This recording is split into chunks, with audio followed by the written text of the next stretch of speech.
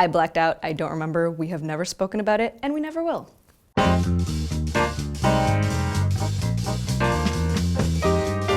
So when I was 15 or 16, I saw the movie The Hangover with my dad in the theaters, and there was a lot of nudity, several penises, lots of breasts, tons of swearing. It was completely awkward the entire time. We were both like dying laughing, sitting next to each other, but like couldn't look each other in the eye or acknowledge each other's presence the whole time. And I was so relieved when the credits started, but once the credits started rolling, you may remember that at the end there's like a montage of photos from the night out that none of them can remember, and like I cannot forget that. So I was at the ripe age of 13, and it was the peak of middle school, 7th grade, and it was my friend's birthday party. And his mom decided to take us to the movies, and he decided to choose the movie Notorious, which is a biopic about Biggie Smalls. And there's this one scene where Biggie Smalls and Lil' Kim are having a nice, pleasant conversation outside, and then bam, hard cut to a lot of and a lot of crevices and cracks that you don't normally see when you're 13. So it was just 4 prepubescent boys and one mom, all enjoying a nice, passionate sex scene together.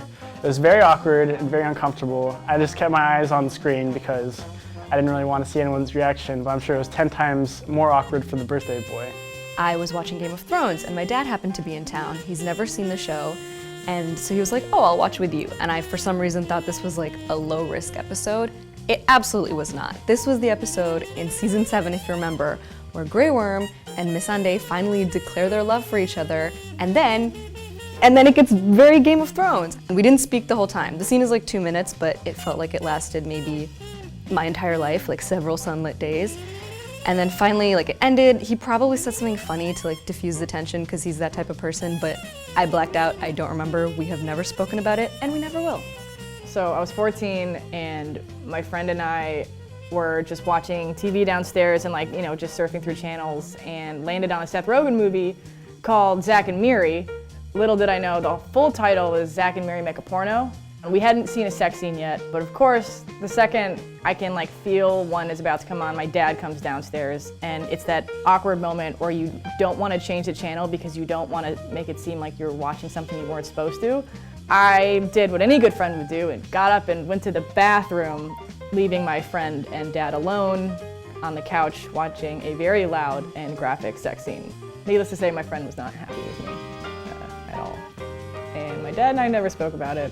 I was watching Game of Thrones and my parents went out for the night, and of course they come in right at the infamous shame scene. This is a scene where Cersei walks around town completely naked while people throw things at her. My dad, who has no idea what Game of Thrones even is, sat and watched it in complete silence. I, of course, stuck through it because I didn't want to miss any spoilers. We didn't talk about it afterwards, and we've never spoken about it since.